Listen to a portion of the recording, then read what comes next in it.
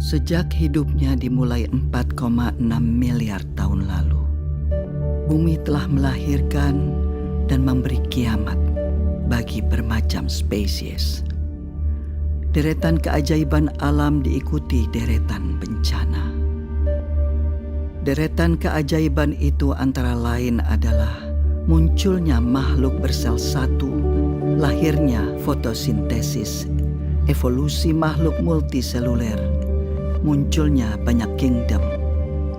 Jutaan spesies lahir, serangga, krustasea, ikan, amfibi, reptil raksasa, mamalia, hingga akhirnya genus Homo yang jadi nenek moyang spesies kita.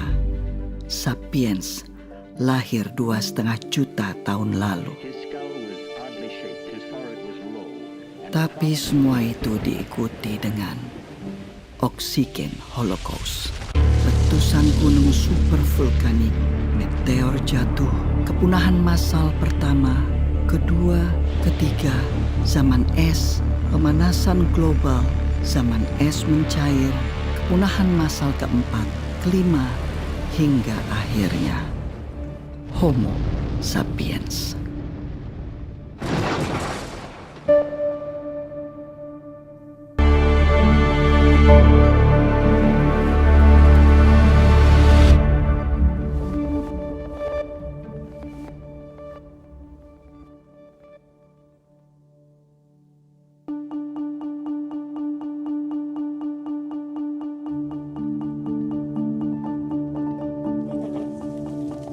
Peradaban sapiens hanya dalam usianya yang baru sekitar 12.000 tahun ini kemudian sudah bertanggung jawab untuk kiamatnya banyak sekali spesies. Mulai dari sabertooth, mammoth, jaguar raksasa saat mereka belum punya teknologi seperti sekarang ini, hingga sapiens modern seperti kita yang sudah jelas mengancam kelangsungan banyak sekali makhluk hidup di dunia ini. Oh man, show me please, I want. Penciptaan alam semesta itu jauh terjadi sebelum manusia ada, gitu. Tapi selama ini alam semesta tuh nggak pernah komplain dia apa-apain sama kita. Nah, sekarang kalau kita lihat dari sisi alam, adanya manusia itu hukuman nggak buat mereka? Kita nggak pernah ngomong kan? Namun Homo sapiens sendiri selain memberi kehancuran bagi spesies lain, juga terus-menerus berjuang dari kiamat yang seringkali dibawa oleh makhluk lain, oleh organisme lain. Bahkan organisme ini begitu kecil, mikroorganisme, virus, bakteri, jamur. Lihat saja sejak zaman Fir'aun, sudah tercatat bagaimana terjadi wabah yang bisa sangat mematikan. Zaman Yesus, semua orang ketakutan dengan penyakit lepra. Kemudian bangsa Maya dan Aztec yang punah karena flu dan cacar yang diimpor dari Eropa. Black Death, Spanish flu. Pandemi itu kan udah berkali-kali itu ya. Yang paling besar adalah Black Death ya. Black Death itu 5 tahun.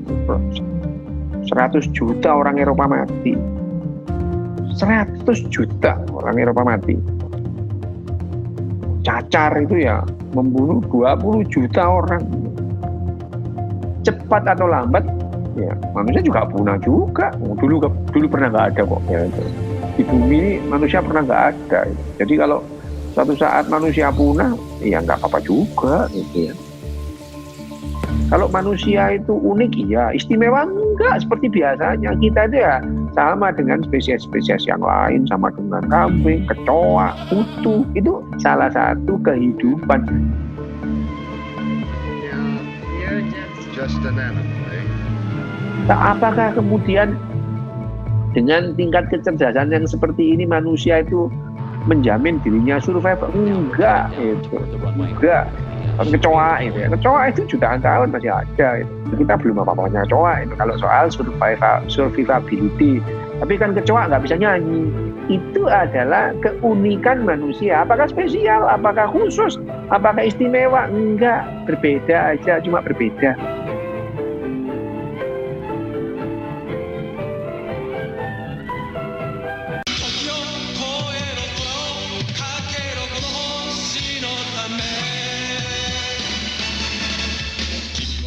Belum pernah sebelumnya dalam sejarah panjang bumi, nasib semua makhluk hidup di dalamnya ditentukan oleh satu spesies saja. Kita, manusia. Ancaman nuklir, deforestasi, konsumerisme, agrikultur, eksploitasi lahan, eksploitasi hewan, modifikasi genetik, perburuan liar, polusi udara, polusi air, polusi tanah. Hingga sepertinya sudah tidak ada harapan. この地球はゴルゴムのものではない。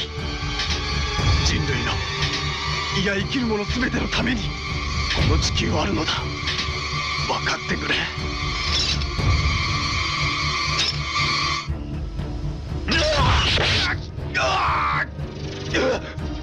Manusia selalu terbakar keinginannya, terbakar ambisinya, terbakar dan terbakar. Tidak pernah tahu kapan cukup adalah cukup.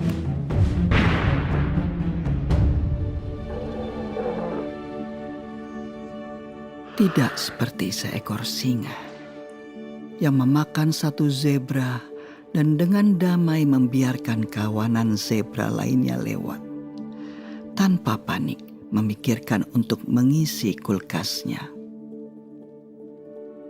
Kalau dalam pemahaman saya, ego itu adalah sense of I, sebuah rasa bahwa ini adalah saya, dan saya ini sesuatu yang terpisah dengan apa yang bukan saya. Insting untuk bertahan hidup itu menurut saya sudah ada di dalam organisme terkecil, bahkan makhluk satu sel pun punya insting buat bertahan hidup, apalagi manusia gitu yang terdiri dari 70 triliun sel ini gitu. Maka kita kemudian belajar untuk mengakumulasi aset sebanyak-banyaknya. Aset itu bisa macam-macam, bisa keterampilan, bisa kekuatan, bisa jabatan, bisa harta benda.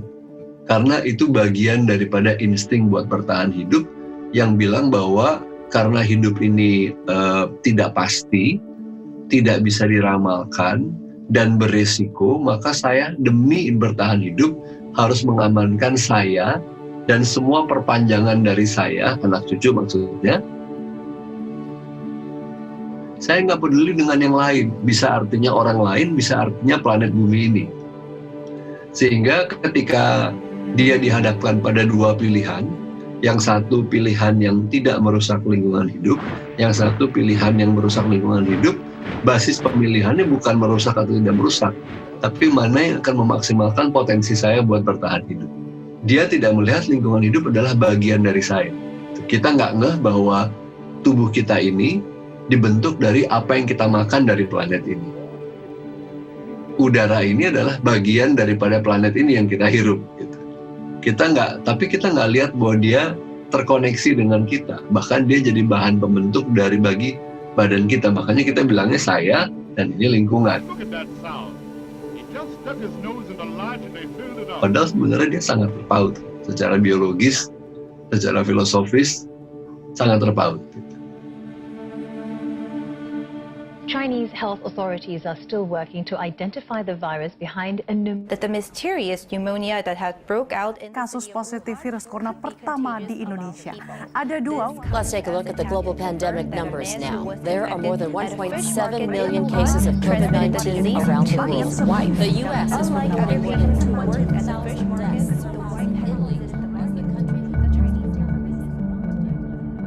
Kalau kita bisa menerima bahwa saya ini nggak superior, saya dan COVID-19 atau siapapun virus yang ada nantinya sebetulnya punya level yang sama. Kita sama-sama ada di alam semesta ini, mau sama-sama hidup kok. Tapi selama ini saya merasa di atas awan. Semua bisa saya lawan. Nah ketika itu saya tidak bisa lawan, saya resah. Manusia jadi stres karena manusia pinginnya semua serba pasti. Gitu. Kapan ini virusnya selesai? Kapan ini ada vaksinnya? Kapan? Bulan berapa? Tanggal berapa? Tahun berapa? Berapa lama saya di lockdown? Berapa lama saya nggak boleh keluar dari rumah? Ketika kita sekalipun harus mendapatkan kesempatan atas penyakit atau apapun yang mampir di badan kita, perlu kita ketahui bahwa itu akan selesai. Selesainya seperti apa? Tidak ada yang tahu. Oke? Kita harus belajar menerima uncertainty, harus belajar menerima ketidakpastian. Akhirnya ada jeda. Untuk dunia berhenti, untuk manusia berhenti dan merenung, melahirkan cinta bagi sesama makhluk hidup yang lain, hewan atau tumbuhan, primata ataupun unggas, kecil atau besar, yang jauh ataupun dekat, yang kelihatan dan tidak kelihatan.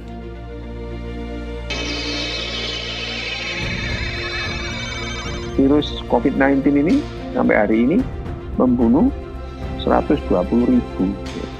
Sementara orang meninggal karena sakit jantung sehari itu 48.000. Sementara penduduk dunia berapa? 7 miliar.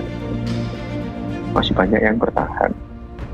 Tapi ya namanya manusia, ya dulu pernah nggak ada di bumi, cepat atau lambat juga akan punah. Tapi apakah karena COVID-19? Enggak lah, gitu ya. Kamen Rider wa shinda.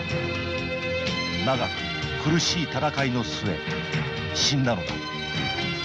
Mohaya kono chikyū o sukuu mono wa inai. Borgomu no oubou ni makaseru shika nai no ka. Dare ga kono utsukushii chikyū o sukuu no da.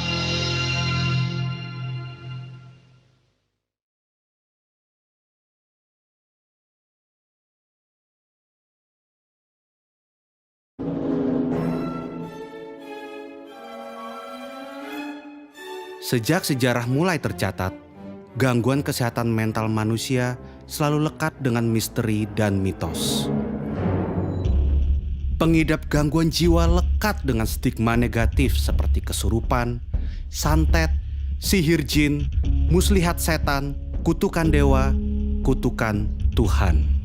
Dan secara global, stigma yang diskriminatif ini lekat terus hingga abad ke-18. Di otak itu ada ratusan sirkuit yang saling bertentangan, saling mendukung. Ada hormonalnya, ada neurotransmitternya. Akhirnya variasinya banyak. Seluruh bagian otak akan itu bertanggung jawab atas mental disorder. Bukan hanya satu atau dua bagian.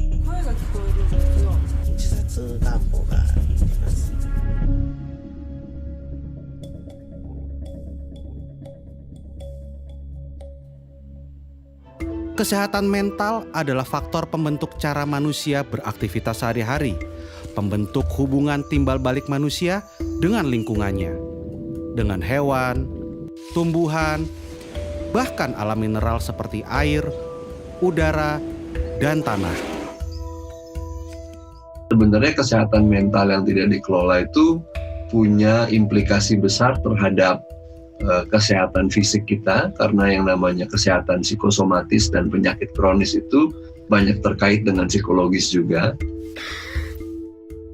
Informasi, berita, percakapan-percakapan yang saya terima, yang saya serap, dan akhirnya tubuh saya digest. Kita resah, kita sedih. Manusia sulit untuk beradaptasi dengan perubahan, apalagi jika terjadi secara spontan. Aktivitas-aktivitas yang sebelumnya tak pernah terpikirkan dalam otak manusia, sekarang menjadi agenda rutin yang harus dijalani. Otak manusia kaget, tubuhnya kaget, sistem sarafnya kaget.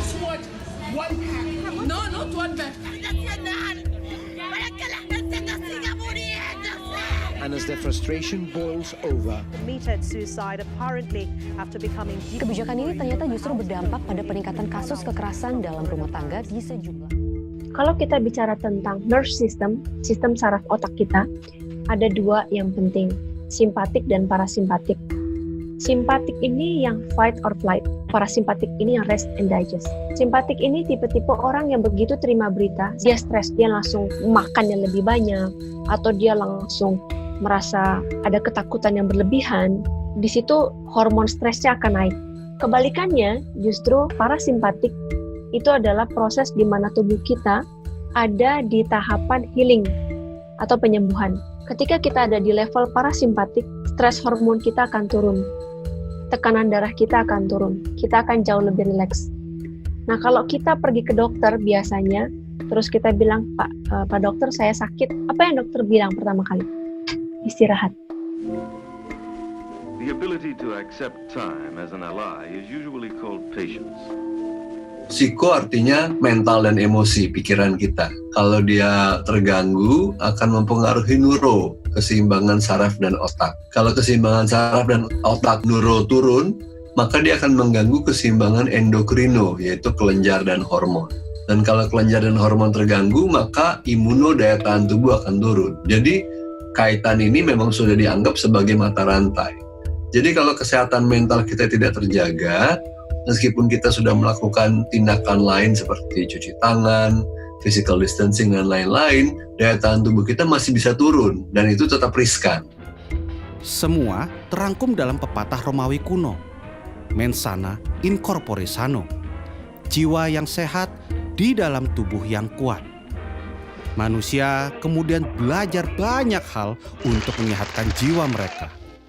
Banyak cara dilakukan manusia untuk menjadi tenang dan senang.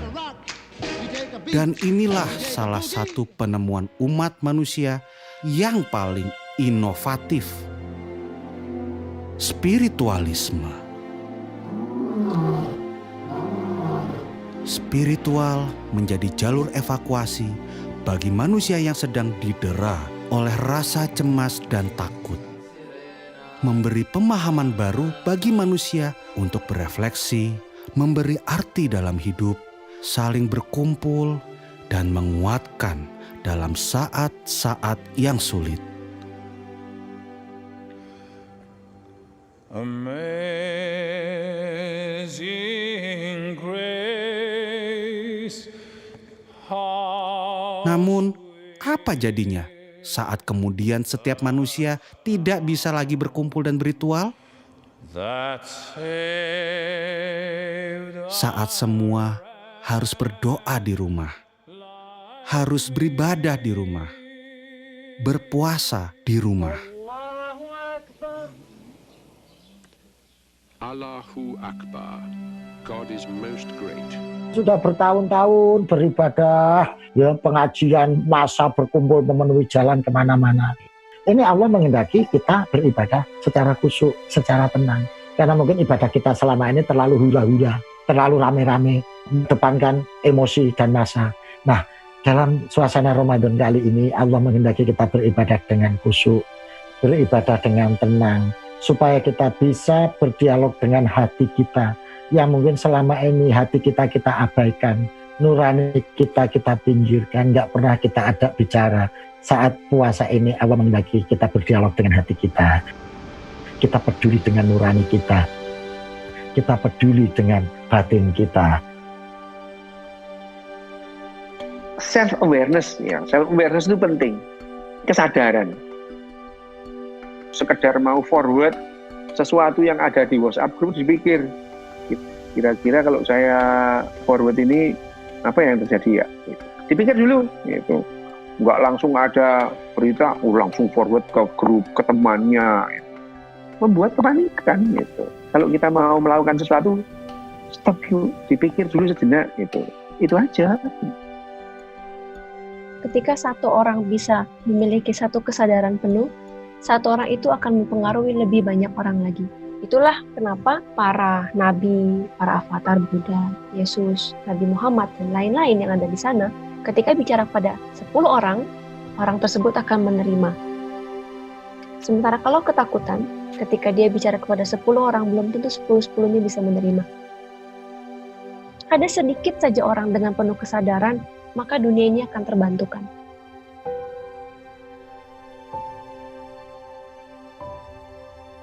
Ya ayyuhal nafsul mutmainnah irji'i ila rabbiki radiyatan mardiyah. Wahai jiwa-jiwa yang tenang, jiwa-jiwa yang teduh, kembalilah ke Tuhanmu. Kalau hati kita ini bersih, jiwa kita ini bersih, maka batin kita sehat, fisik kita sehat, jiwa kita sehat. Menurut saya kesadaran itu adalah yang paling menjadi fondasi bagi kesehatan mental dan emosional. Orang yang awam ketika dibilang kata sadar, dia nggak ngerti apa yang dimaksud dengan kata sadar pada umumnya. Kita pikir sadar tuh artinya insaf gitu. Nah, padahal kesadaran itu kan sebenarnya lebih kayak perhatian yang mengamati secara netral, dan salah satu bagian daripada penyembuhan itu adalah menyadari tanpa menilai atau menghakimi. Itu yang namanya menerima kan sebenarnya. Tubuh yang kuat di dalam jiwa yang sehat. Corpore sano in mens sana. Spiritual itu adalah hasil kerja otak kita. Jangan dibalik, gitu ya. Jangan dibalik bahwa spiritual itu mempengaruhi otak. Bukan, spiritual itu juga hasil kerja otak kita. Diperlukan nggak sih manusia? Perlu untuk ketenangan. Kalau tidak ada spiritualitas itu manusia itu lebih gampang menderita, gitu ya. Lebih gampang menderita. Tapi dengan spiritual bukan berarti orang itu lepas dari penderitaan, ya tidak. Gitu. You know the joke of a man hanging onto a cliff? He says, "Please God, save me." And God says, "Have faith and jump."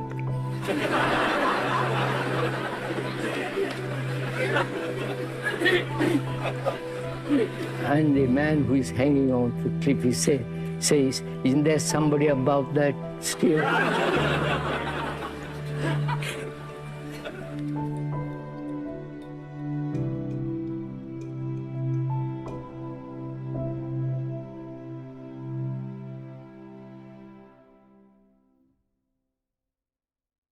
There are only three kingdoms: animal, vegetable, and mineral.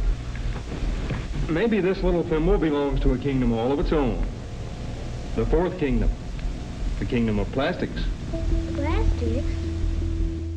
Banyak alasan mengapa plastik menjadi salah satu bagian yang tidak bisa terpisahkan dari peradaban manusia modern. Murah, tahan lama, dan praktis. We use plastics in every aspect of our lives. Engineering, the home, decoration, medicine, art, and games. Segala macam alasan mendukung terciptanya plastik. Plastics come from many different raw materials. Saat itu, penggunaan kantong kertas dianggap membahayakan lingkungan. Semakin banyak kantong kertas, semakin banyak pohon yang ditebang. The demand for a wood that will not rot, that termites will not eat. Plastik ini adalah benda yang relatif baru ditemukan oleh manusia, kemudian baru dibuat secara masif itu mulai dari tahun 1950-1960. Produksinya kalau kita bandingkan sekarang itu 20 kali lipat lebih kecil. Sekarang itu adalah zaman plastik. Karena apa sih nggak pakai plastik? Mulai dari kacamata saya plastik, baju kita kebanyakan plastik, apapun kayaknya itu udah plastik gitu.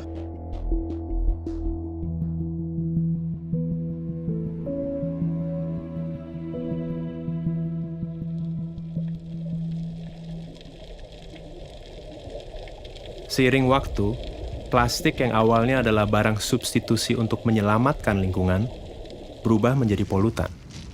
Tentu hal itu terjadi karena penciptanya, kita, manusia. Plastik mendominasi jenis sampah di masyarakat, mulai dari kantong plastik, gelas plastik, sedotan plastik, styrofoam, bungkus mie instan, pembungkus makanan ringan, produk-produk sachet, minuman sachet, shampoo sachet, sabun sachet. Kita di Indonesia permasalahan paling besarnya mungkin di single use plastik. Alasan dari para industri yang menjual produk-produk dalam sasetan itu adalah karena daya beli masyarakat di Indonesia yang lemah. Karena ketika dijual dalam bentuk langsung 500 gram, mereka nggak sanggup beli. Indonesia ini unik banget karakter sampahnya ini berbeda satu daerah dengan daerah yang lain.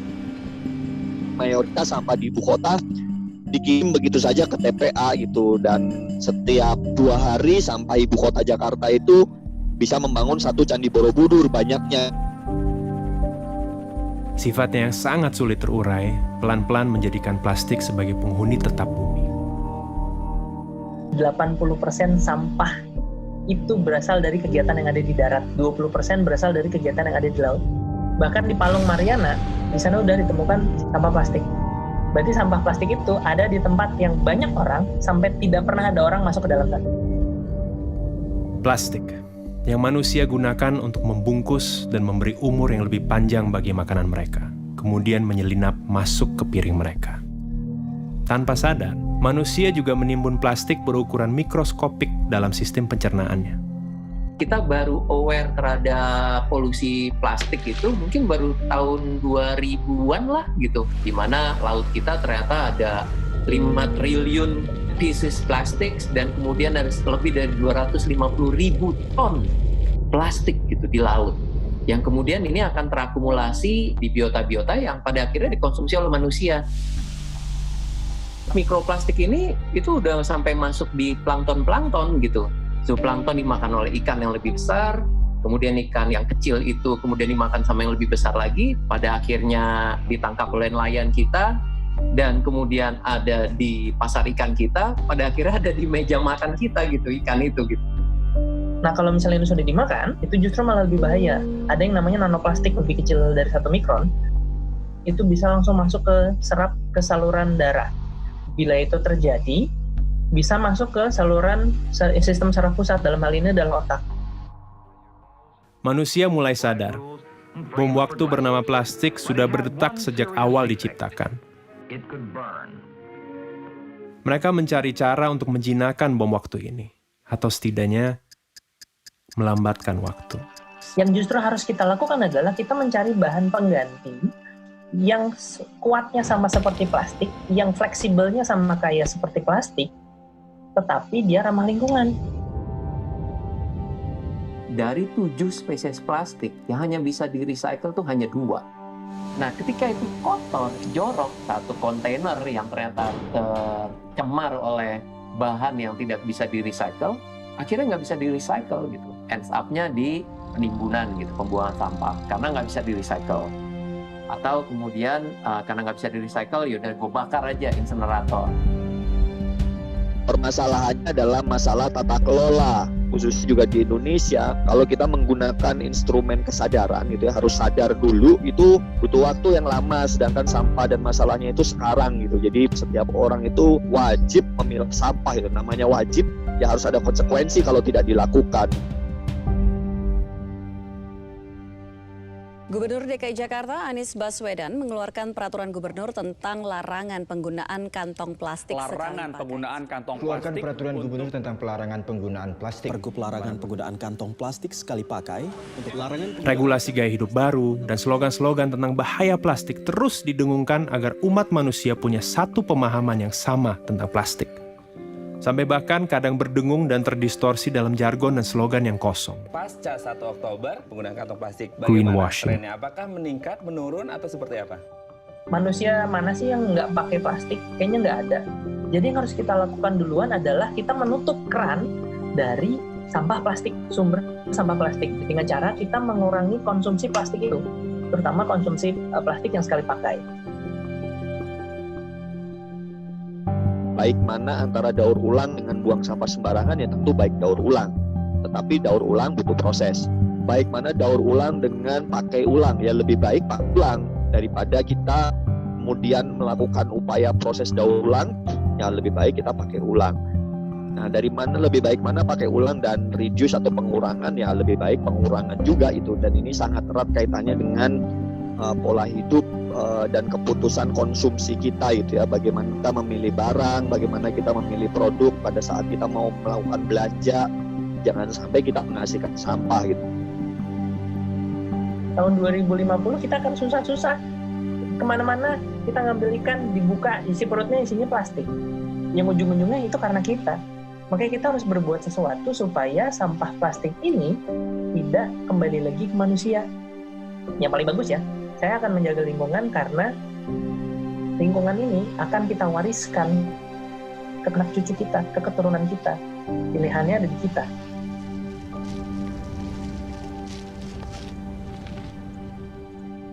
Ke informasi selanjutnya, wabah virus corona mulai berbagai virus corona berdampak positif terpapar corona. Social distancing. Social distancing pickup impact of social distancing. Sampai dengan film ini dirilis, kita sedang terancam oleh pandemi COVID-19. Pandemi membuat manusia mengambil jarak dengan sesama, juga dengan plastik. Penggunaan plastik menurun karena manusia hanya diam di rumah. Di Jakarta, terjadi penurunan jumlah sampah hingga mencapai 620 ton per hari. Di Bogor, penurunan jumlah sampah mencapai 100 ton per hari.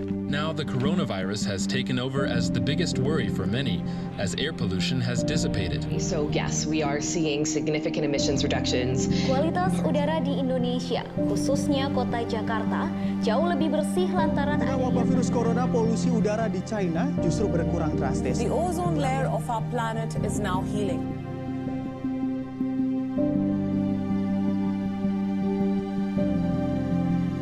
Namun bagaimana setelah pandemi ini usai?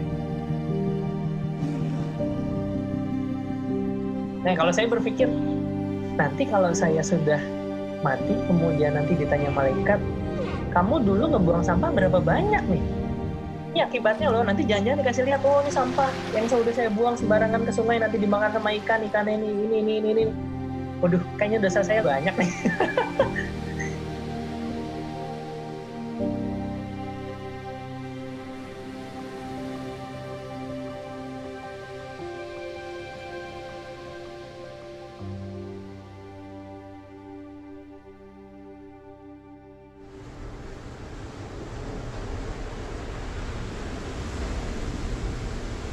Air. Dalam satu tetes air, ada berjuta kehidupan, berjuta bentuk. Yang kamu lihat sekarang ini bukanlah luar angkasa.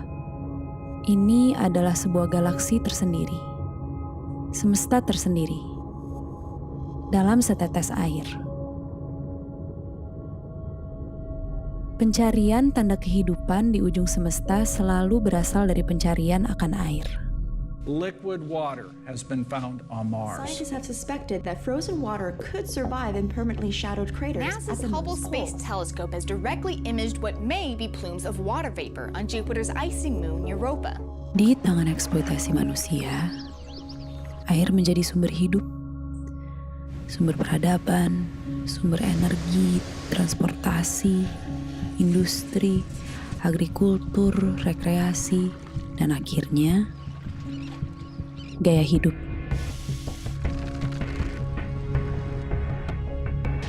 Melihat yang baru, kemudian dengan teknik fotografi secara visual menarik gitu ya. Wah, pengen juga ya. Hari ini dia menjadi tren, minggu depan dia sudah tidak bisa dipakai lagi. Konsumen tuh di brainwash bahwa busa sama dengan bersih. Busanya banyak, dikeset itu lebih bagus. Coba lah misalnya kita make untuk keperluan mandi cuci dalam satu hari sekitar 50 gram misalnya. Sedikit. Ada berapa juta orang?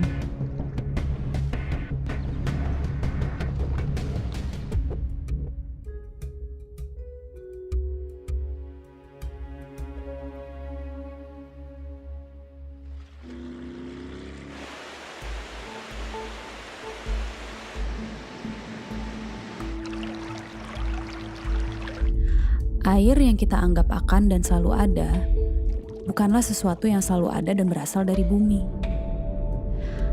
Air berasal dari luar planet ini. Dari meteor-meteor yang dinamakan carbonaceous chondrite yang kaya akan H2O dan karbon. Meteor dan asteroid es yang kaya akan air ini dalam sistem tata surya terbentuk di luar batas leleh matahari. Dan selama proses penciptaan bumi, terus datang dan bertabrak-tabrakan dengan bumi.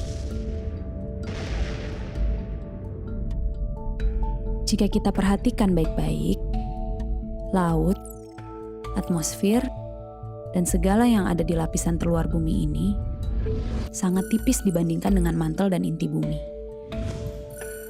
Jumlah air sangat sedikit dan terbatas, terutama jumlah air tawar dan air bersih. Bayangkan, hadiah yang sangat langka dari semesta untuk bumi ini. Hadiah berupa air, berupa kehidupan.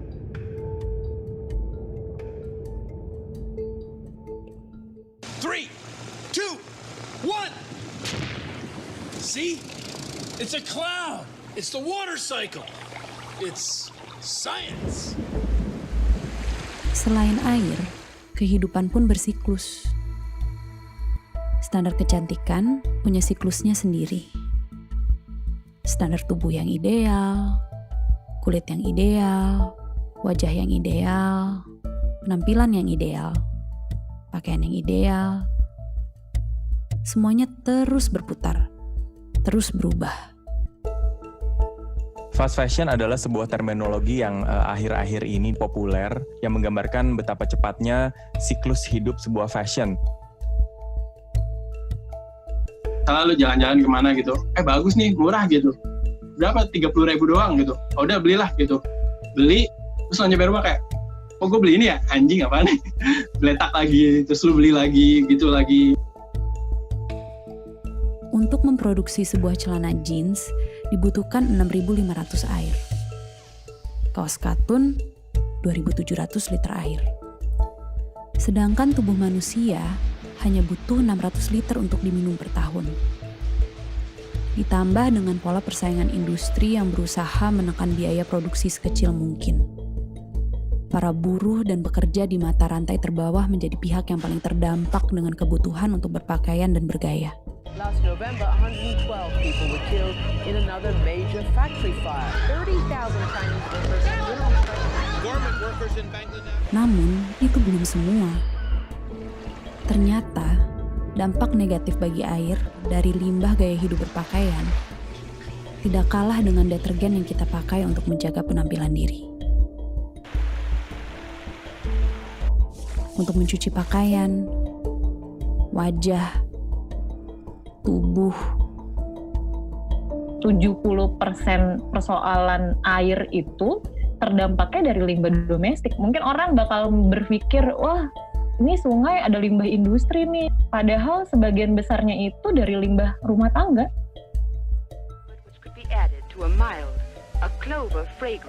SLS adalah bahan kimia yang wajar ditemukan di dalam kandungan produk-produk pembersih dan kecantikan. Beberapa penelitian mengaitkan kandungan ini dengan resiko kanker, iritasi kulit, dan pencemaran lingkungan. Senyawa ini biasanya ditambahkan di sabun atau di skincare gitu ya, menghasilkan busa gitu. Jadi dia bisa membilas kotoran, bahkan minyak. Bisa aja sabun yang nggak ada busa dan bersih. Pelan-pelan tuh konsumen itu kayak di brainwash bahwa sabun makin banyak berbusanya itu tuh makin bersih. Padahal it's actually not true. Busanya ini nggak mudah degradable, kayak masuk ke water stream kita, masuk ke sewer dan yang lain-lain. Ini yang menjadi problem. Nggak pernah kepikiran kan, selama ini kita pikirin fokusnya di packaging, di plastik dan segala macam. Tapi ternyata yang nggak kelihatan itu loh, yang udah disiram masukkan ke selokannya itu yang kita nggak pernah nggak pernah pikirin gitu kan. Ternyata itu dampaknya tuh jauh luar biasa, lebih gila lagi. Mau nggak gitu mandi di hari pertama, nanti mandi lagi di hari ke-10 gitu misalnya, karena biar nunggu LAS-nya larut dulu misalnya di alam gitu. Sebuah penelitian di Institut Aerospace Stuttgart menemukan bahwa air menyimpan suatu bentuk memori secara mikroskopik. Dari satu gelas air yang sama, saat diteliti tiap orang berbeda, gambaran mikroskopik yang dihasilkan juga sangat berbeda. Menghasilkan memori air yang berbeda. Saat satu jenis bunga dimasukkan ke dalam air, lalu air tersebut diambil dan dilihat secara mikroskopik, hasilnya menyerupai bunga tersebut. Saat jenis bunga lain yang dimasukkan, kemudian secara mikroskopik pun visual yang ada berubah. Semesta yang ada berbeda. Semesta seperti apa yang ada di dalam setetes air deterjen? Memori seperti apa yang kita rekam untuk semesta lewat tetes-tetes busa tersebut?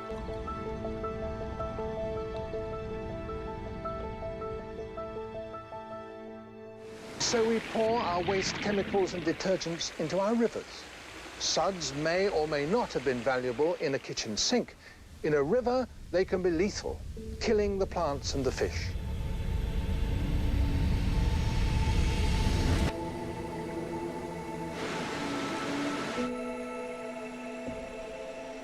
Mencintai udara, mencintai air, mencintai bumi dan segala isinya bukan sesuatu yang baru. We shouldn't so exploit natural resources that we destroy them. Common sense, you might think. Sejak tahun 90, istilah upcycle muncul dan populer. Upcycle yang berarti memanfaatkan barang-barang bekas untuk memberi nilai yang lebih, mengupgrade gerakan recycle yang hanya sekadar mendaur ulang.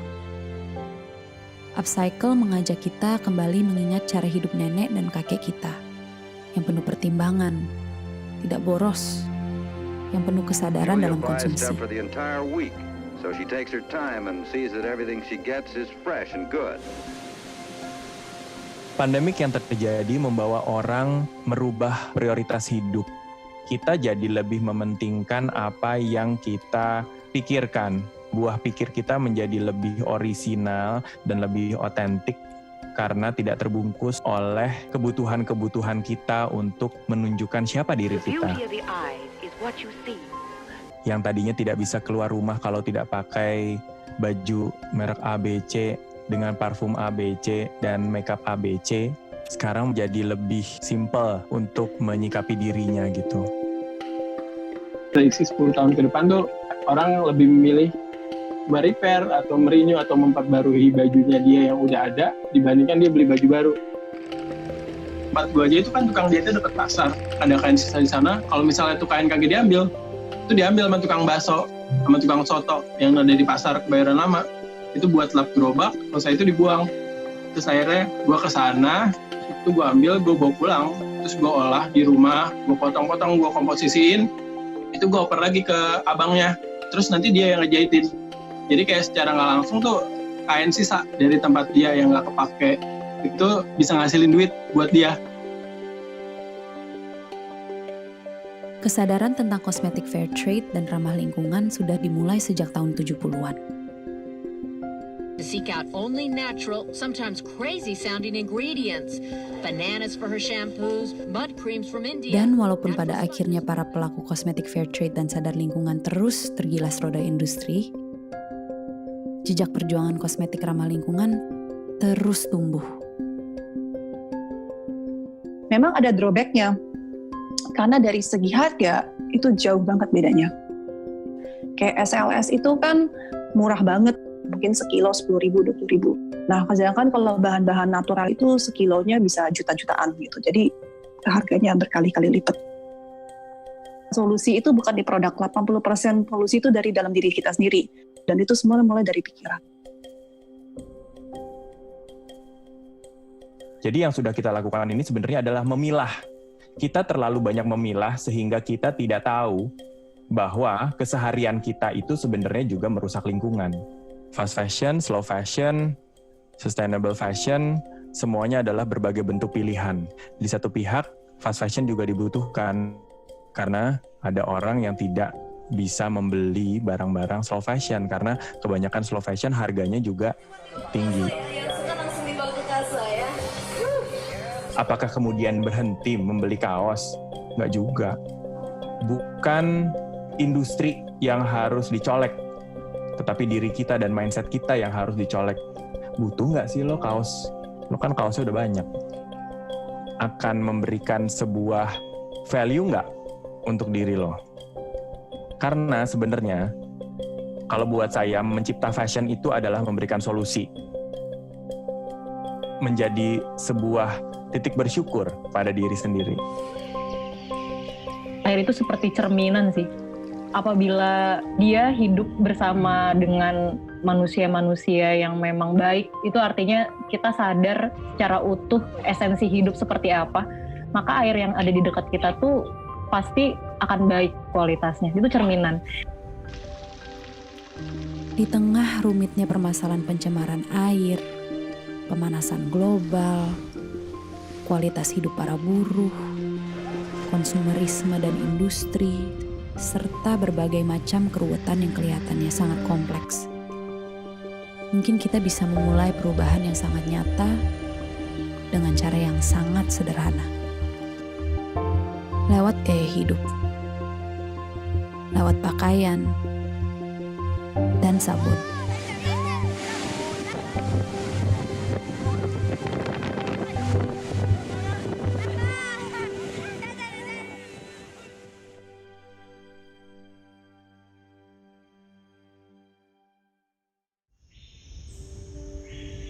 Mereka kan politeis ya, kalau orang rimba tuh percaya banyak dewa.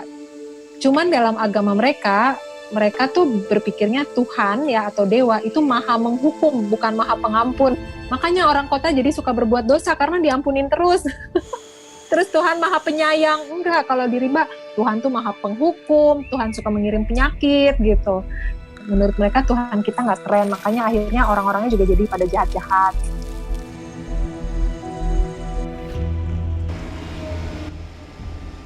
Bunuh diri kalau kita tidak menjaga hutan kita itu bunuh diri, dan udah kelihatan kan sekarang.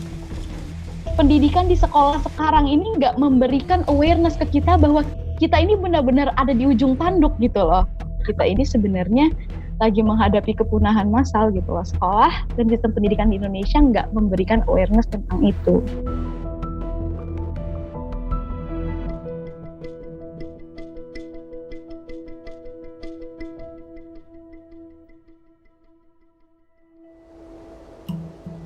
Sebelum lanjut berbicara tentang kehutanan, kita perlu tahu dulu tentang konsep keragaman hayati atau biodiversitas.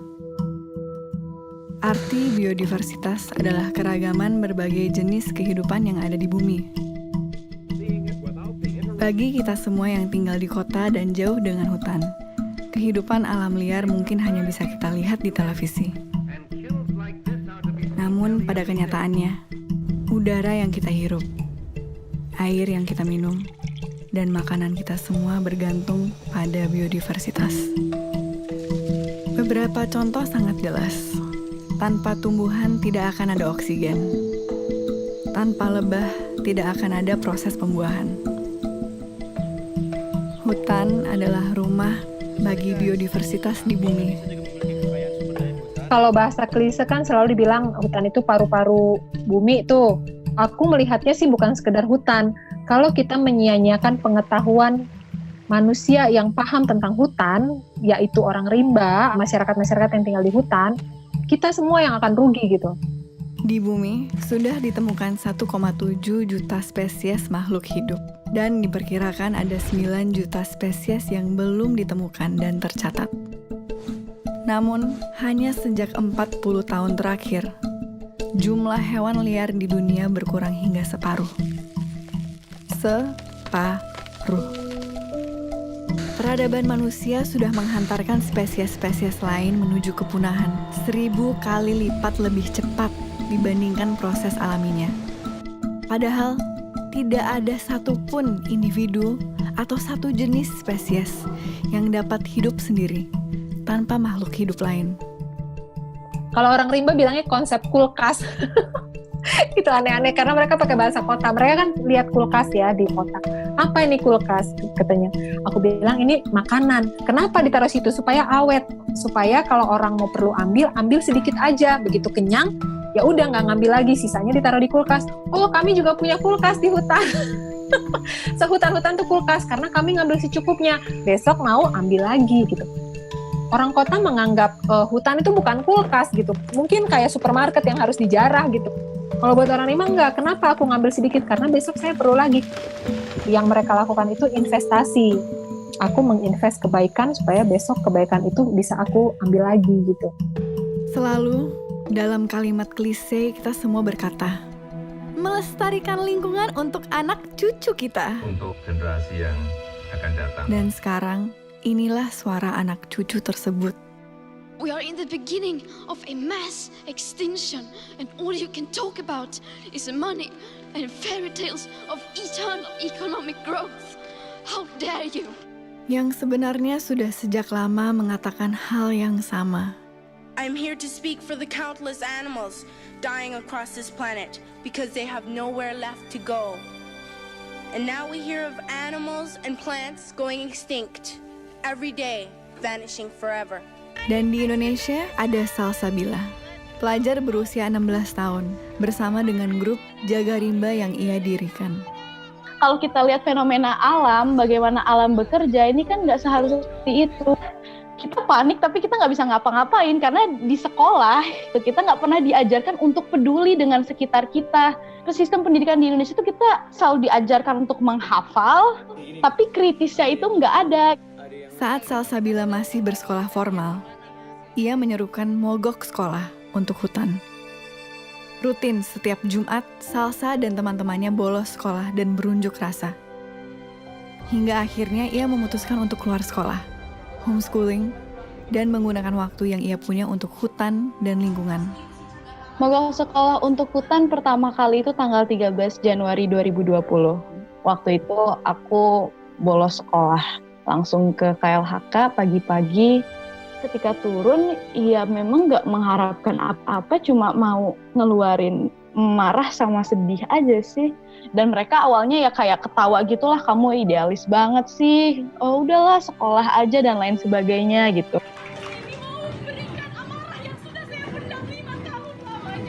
Sebetulnya kalau mau ke sekolah itu konsepnya Greta itu ya, saking keselnya dia terhadap situasi yang ini kok hanya ngomong aja ini para pakar dan semua ini ya. Nah, tapi kalau di Indonesia itu tidak perlu dilakukan, justru minta waktu kepada sekolah untuk menyampaikan pesan-pesan mereka, tidak justru meninggalkan sekolah.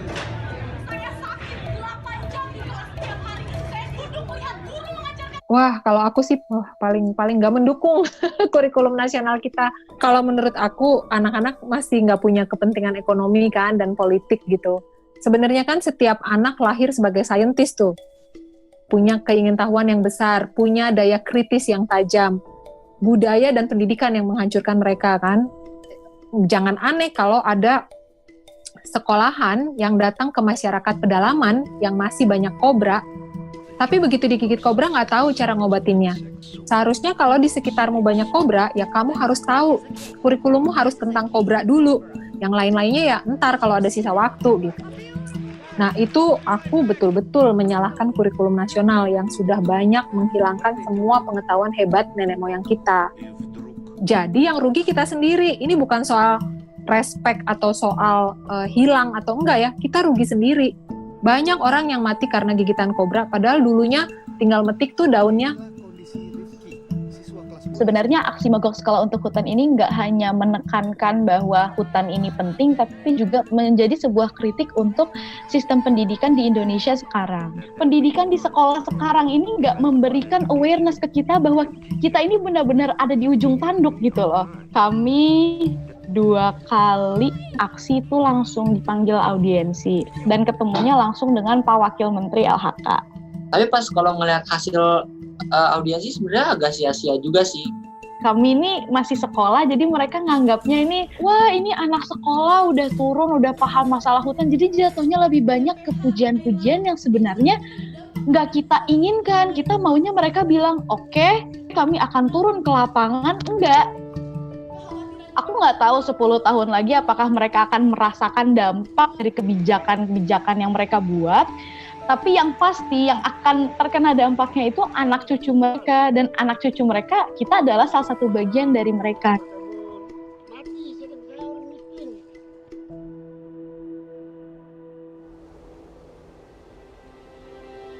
Hutan yang damai juga rupanya menyimpan koneksi yang kuat dengan patogen. Kebanyakan patogen tidak berbahaya bagi penghuni hutan, karena mereka telah melalui proses evolusi bersama di hutan. namun kemudian menjadi sangat berbahaya saat bertemu dengan manusia kota. HIV, Zika, malaria, Ebola, Nipah, semuanya berasal dari daerah perbatasan hutan yang digunduli. Kalau biodiversity tadi terdisrupted, yaitu virus-virus akan keluar dari hotspot rumahnya masing-masing. Konsep keramat hutan secara ilmiah erat dengan bahaya patogen yang tidak dikenal tubuh manusia. Pilek gitu kan, kita batuk, kita masih bisa tetap jalan. Orang rimba nggak, kena pilek langsung tumbang. Jadi secara genetik nggak terbiasa gitu. Kalau saya malaria langsung tumbang gitu ya. Mereka malaria tetap aja nggak, kayak bersin aja malaria tetap aja bergerak kemana-mana, nggak ada masalah. Makanya penyakit baru itu bisa betul-betul ngabisin populasi mereka. Ini waktu pandemik gini pada lari makin jauh ke dalam hutan karena mereka takut sekali ya. As soon as we withdraw, nature quickly takes over.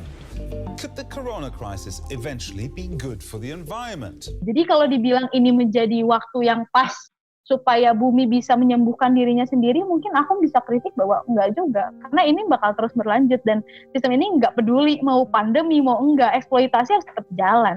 Misalkan yang kemarin di Banyuwangi, tambang emas tumpang pitu ketika lagi pandemi, polisi menjadikan alat justifikasi masyarakat berkerumun, kan katanya nggak boleh. Masyarakat Banyuwangi ini berkumpul untuk menjaga supaya gunung mereka ini nggak digali buat tambang emas. Diusir, kriminalisasi terjadi, dikeruk juga. Terjadi juga. Dan itu lagi masa-masa seperti ini, baru bulan Maret kemarin.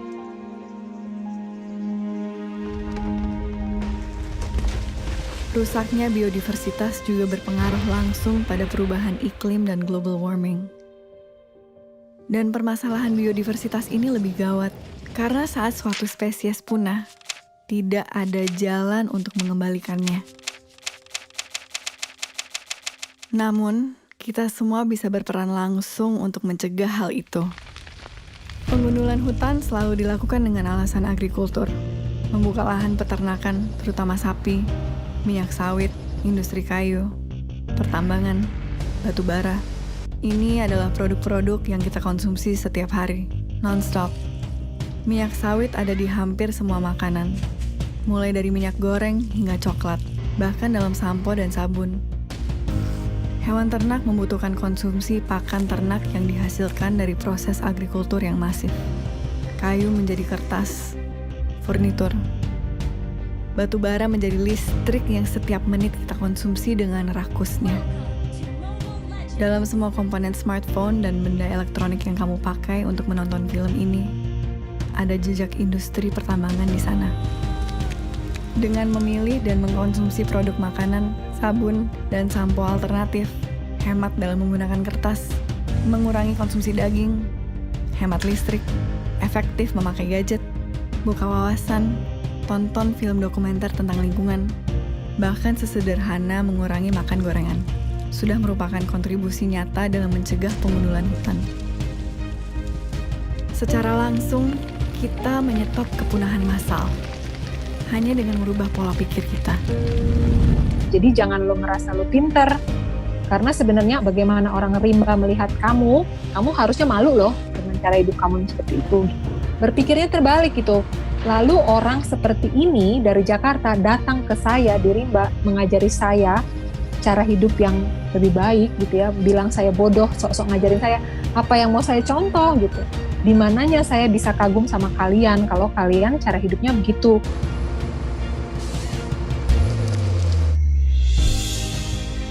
Tanpa hutan, tidak ada biodiversitas. Tidak ada lagi ekosistem. Tidak ada oksigen, tidak ada lagi air, tidak ada lagi kehidupan. Bumi ini bukan sekedar batu besar berpenghuni yang berputar mengelilingi matahari. Kehidupan bukan hanya berada di permukaan bumi. Bumi adalah kehidupan itu sendiri. Tanpa bumi, tidak ada kehidupan. Mana mungkin sebongkah batu yang mengelilingi matahari ini adalah makhluk yang hidup dan sadar, seperti kita. Manusia dengan otak dan kesadarannya adalah cerminan kesadaran kolektif bumi. Kesadaran bahwa kita adalah bumi. Bumi yang menjadi sadar dengan eksistensinya. Kesadaran bahwa kita semua dalam kehidupan ini saling terkait. Tidak peduli apa spesiesmu, negaramu, sukumu, apalagi agamamu atau Tuhanmu.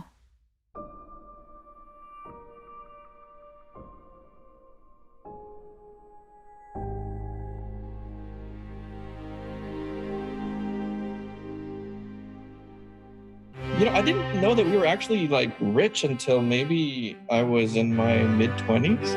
Sometimes they just think about buying like a house and they just sign a check and they buy it, you know, or they want to buy a car and they pay in cash, you know. I didn't understand what leasing was until I was in university. If you told me that it's not fun to be in a private jet, I'd be lying. Like if someone asked you, hey man, you want to fly my private jet? I'm like, sure dude, why not? I also thought like, it's like, why is it that they have like a 7 Series BMW and a 5 Series and a 3 Series? Like, why don't you just buy the best, you know? It's like, why bother with something cheap? That took a while for me to understand, to be honest with you.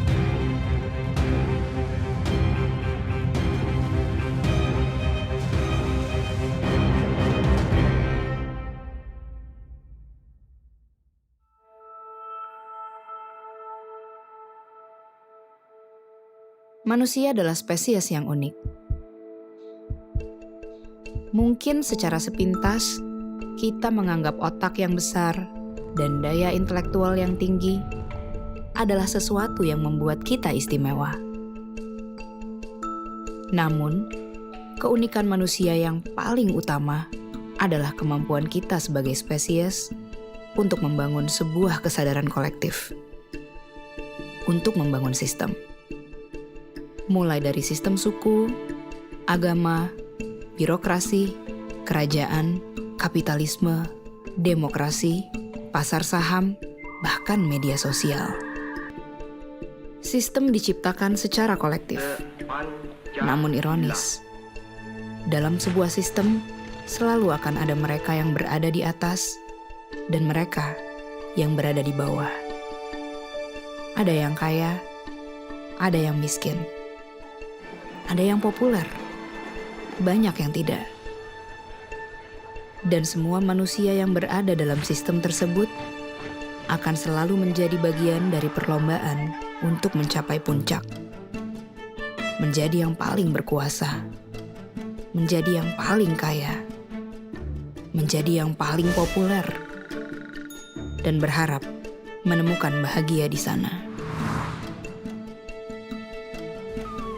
Kalimat klise, uang tidak membawa kebahagiaan, terdengar sangat naif. I went to Stanford and I grew up in a lot of very good schools in San Francisco. But when I went back to Indonesia and I want to understand people, just the way that you want to interview me in Indonesian and I can't. I probably lived about 20 years of my life in the family business, just basically being a puppet of my parents. And a lot of people probably look at me and say like, hey, I'm really lucky, I'm born into a rich family. I could have whatever I want, and my family is very influential, so I should have it good. Like all the doors should be open to me. I should be happy, I should be lucky. The part that really made me feel sad was I wasn't happy. And and I can't talk to anybody about it, because if I talk to anybody, they say, hey, you should be happy, because look at you compared to everyone else. One of the things that's hard about being in a family that has, a lot of status and power is that you can't really talk to anybody, because you're told that you have to be careful, you can't. It's lonely, actually, being in this position. And as I talk to other peers in different families, of similar background, I know many who feel the same way. It's a common thing. It's not just something to do with me. And my parents work really late hours, and So I was often in the office until 2 o'clock, 3 o'clock, 4 o'clock in the morning, sometimes 5 o'clock in the morning. Nothing I did felt was right in front of their eyes. You know, I started having lots of personal problems and my health was failing. My doctor said like I had a liver problem. They said that if I continued that way, I'm going to get cirrhosis and get cancer. And so that was a really, really low point in my life. Uang hanya bisa membawa kebahagiaan sampai ke level tertentu. Korelasi tingkat kebahagiaan berpengaruh erat dengan uang, karena akan sulit untuk hidup bahagia saat kebutuhan dasar, pendidikan, kesehatan, dan rasa aman belum terpenuhi. Sejak 2016, istilah negara maju dan negara berkembang sudah tidak lagi digunakan oleh PBB. Hans Rosling, seorang ahli statistik dari Swedia, membagi negara-negara dunia menjadi 4 level berdasarkan rata-rata penghasilan di negara tersebut. Di negara level 1, sumber air berasal dari sumur. Makanan hanya satu jenis tanpa variasi. Tidur beralas tikar. Alat transportasi adalah kaki. Di negara level 2, mulai ada variasi makanan. Mereka bersepeda dan tidur di atas kasur. Di negara level 3, pilihan makanan semakin variatif. Mereka bersepeda motor, berekreasi, dan mulai masuk pendidikan tinggi. Di negara level 4, mobil adalah kendaraan sehari-hari. Rekreasi dan perjalanan dengan pesawat terbang adalah kewajaran. Konsumsi energi tinggi, konsumsi protein tinggi. Lewat data statistik ini, kita bisa melihat seluruh negara bergerak menuju kemakmuran, menuju level 4. Di tahun ini, Indonesia sudah berada di level 3. Satu level dengan Cina, Brazil, dan Meksiko. Namun tingkat kesejahteraan umat manusia berbanding terbalik dengan kesejahteraan bumi. Semakin tinggi level kemakmuran suatu negara, tingkat konsumsinya juga meningkat. Jejak karbon yang dihasilkan juga meningkat. Jejak karbon adalah total emisi gas karbon yang dihasilkan dari proses konsumsi kita, lewat bahan bakar, produksi barang-barang manufaktur, material, kayu, jalan, pembukaan lahan, bangunan, transportasi, dan satu yang paling krusial, konsumsi makanan. Makan, tenang, makan. Makanan menjadi sangat penting karena setiap manusia di bumi mengkonsumsi makanan setiap hari.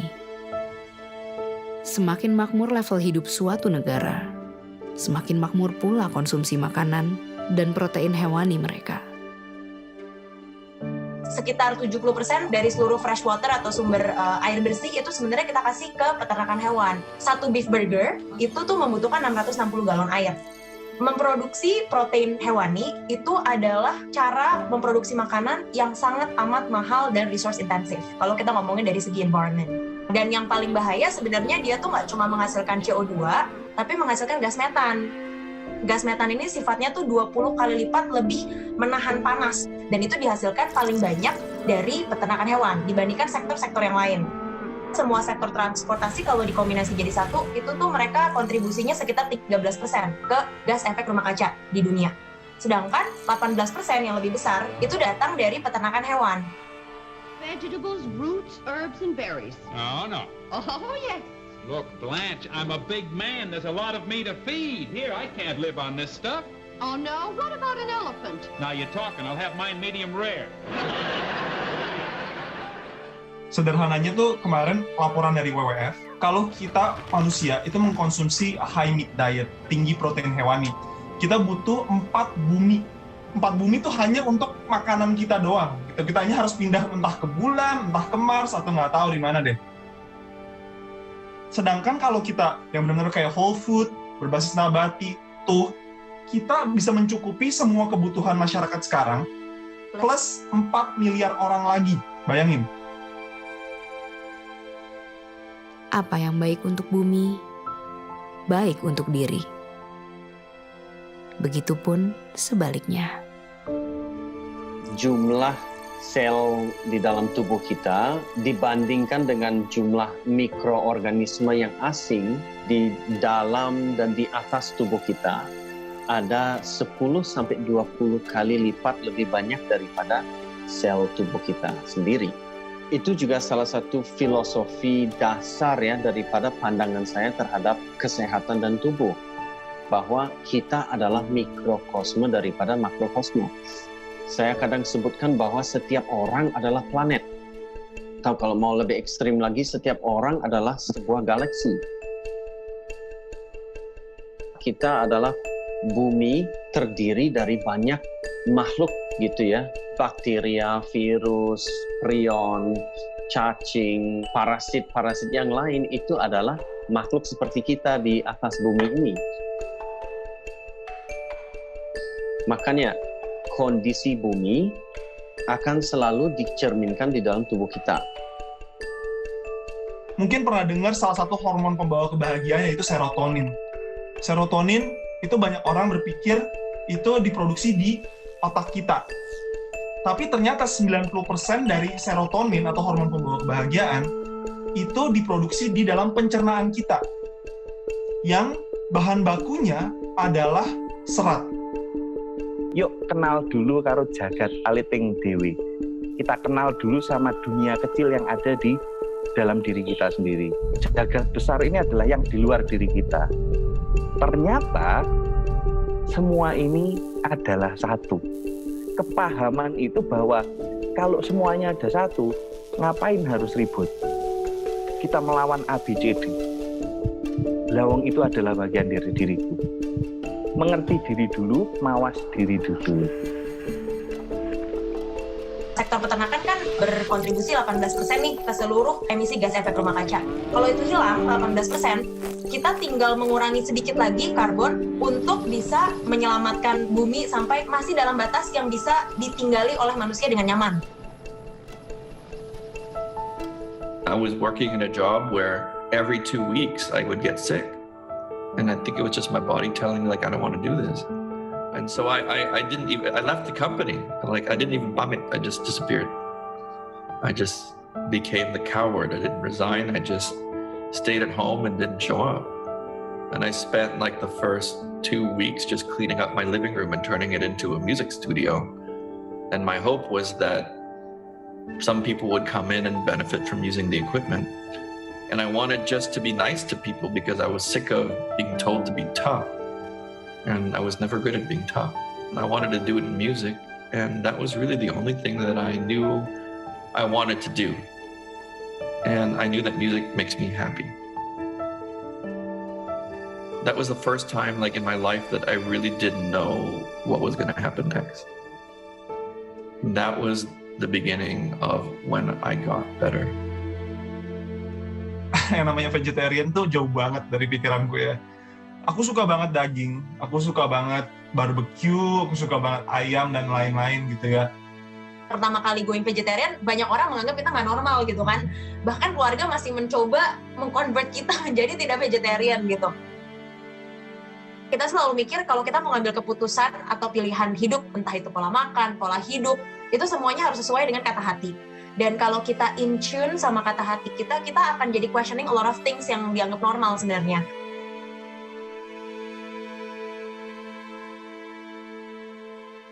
I was always listening to my parents in my mind. I was listening to my logic. Now I listen to the quiet voice. But it's a very soft voice. It never screams. It's a quiet voice. Suara hati itu dia berdiri sendiri dan dia ngeluruk tanpa bolong. Dia nggak punya rombongan. Nggak ada rombongan cemburu, nggak ada rombongan si takut, nggak ada rombongan khawatir, nggak ada. Stop. Just look at the mess you've made. Dan suara hati ini selalu tepat. Jawaban dari alam semesta yang murni, yang tidak difilter dengan pikiran kita. 3 years of faith with my heart, but I know now that there's a chance that I could make a living from that. And that wouldn't have happened if I wasn't listening to my heart and recognizing that if I do, then for sure miracles happen. Very clear. And then my parents, they don't say anything and suddenly they show up at the concert. Within 3 years, our team won 3 Emmy Awards. We won Best Pop Album. We won Best Jazz Album. We won Best of the Best. Ini kan perjalanan tok. Nerimo ing pandum, menerima apa yang sudah ada dan diberikan dan terberikan untuk. Bersyukur itu adalah sikap seperti itu, nerimo. Kita bersyukur untuk segala sesuatu, bukan pasif. Banyak orang, ya sudah ini kita nerimo, ada orang buang sampah. Kita buangin kalau perlu. Apa yang setidaknya kita bisa lakukan, kita lakukan. Asal kita tetap mengacu sama sebenarnya pola makan nenek moyang kita. Sebagian besar itu berbasis nabati, dan kita nanti akan bilang 90% ke atas idealnya, dan sisa 10%-nya itu masih protein hewani. Ini masih menjadi pola makan planetarian, ya, bukan vegetarian, bukan vegan, bahkan kita nggak usah ngomongin plant-based, tapi kita ngomongin pola makan ramah lingkungan. Pola makan planetarian. Ini tuh sebenarnya pola makan yang sesuai dengan anjuran dari climate change scientist. Kita actually bisa mereverse climate change dengan mengganti pola makan kita secara kolektif. Sebenarnya kuncinya nggak apa-apa dilakukan imperfectly, tapi dilakukan collectively.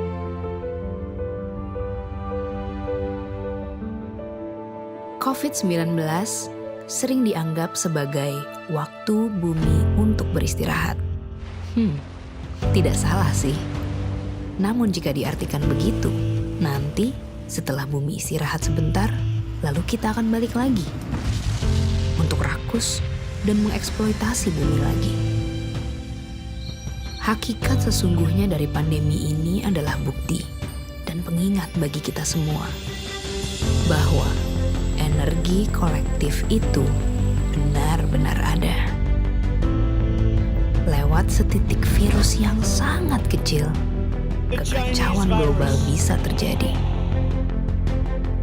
Lewat setitik perbuatan kita, baik yang dilakukan dengan penuh kesadaran, maupun yang teledor, sekecil apapun itu, akan punya efek bola salju yang sangat nyata bagi semesta ini.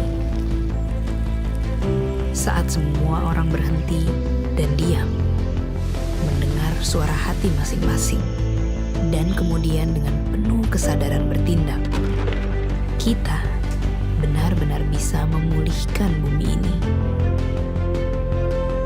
Kesembuhan bumi itu benar-benar nyata kalau setiap orang mau untuk ikut ambil bagian di semua bidang kehidupan setiap hari. Kita hanyalah setetes air di samudera, hanya setitik debu kosmik.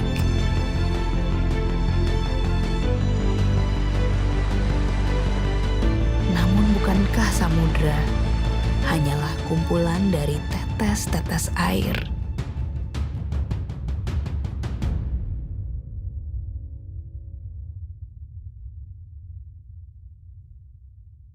Ibu bumi, Bapa angkasa, mangku bumi, mangku angkasa, ingsun ngadeg setengahing jagat, manunggaling kawula Gusti. Maos mantra sajroning ati, ngagem raos ingsun kang suci, sirna ilang kabeh nafsuku, manembahku ibu bumi. Tetep tatap semangat juangku, ladu murub ing jero dodoku. Walang saseh dadi kemoku, kuswa matoyo langgeng kesanmu. Ingsun nyatek setengah ing jagat, manunggaling kawula Gusti.